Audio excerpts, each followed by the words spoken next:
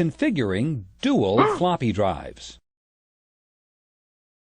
New computers usually come with a hard drive and a 3.5-inch floppy drive.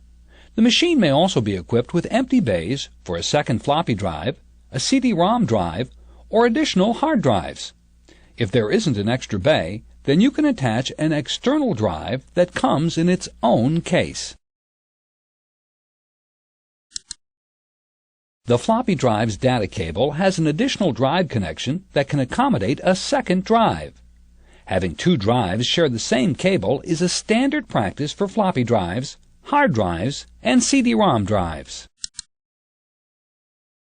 The data cable that connects the drive to the controller card has a twist in it. This twist reverses the leads in the cable, causing the addresses for this cable to be different from the addresses for the cable without the twist. When a computer has both drives attached to the same cable, the drive attached behind the twist is drive A, and the drive attached before the twist is drive B. Brian and Mike are ready to install Kurt's new 5.25-inch floppy drive. They're going to install it using the same data cable used by the 3.5-inch drive to make it a dual floppy system. Afterwards, they'll define the drives in CMOS setup and test the installation to make sure the computer sees the two floppy drives.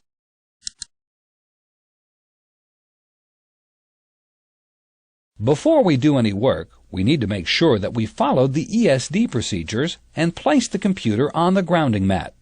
Since we've taken off the computer cover, we're ready to remove the 5.25-inch drive bay blank. To begin removing the blank, we can carefully insert a flat-edge screwdriver along the top edge of it. Next, press in and down with the screwdriver to begin popping out the blank.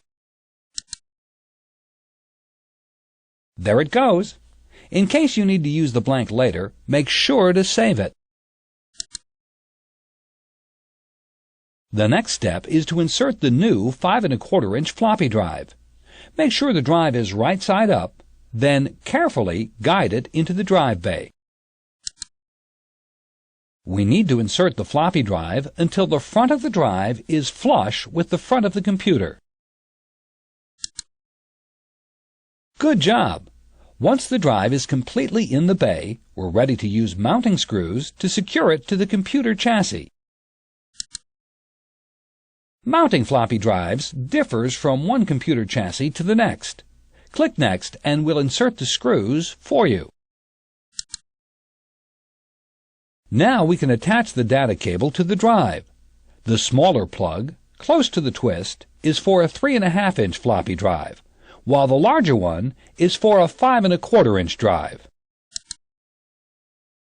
The female plug on the data cable connects to the male plug on the back of the 5.25-inch floppy drive. Make sure that the plug is lined up correctly before pushing it in. When the plug is lined up with the drive's plug, push it firmly into place to ensure that the connection is made.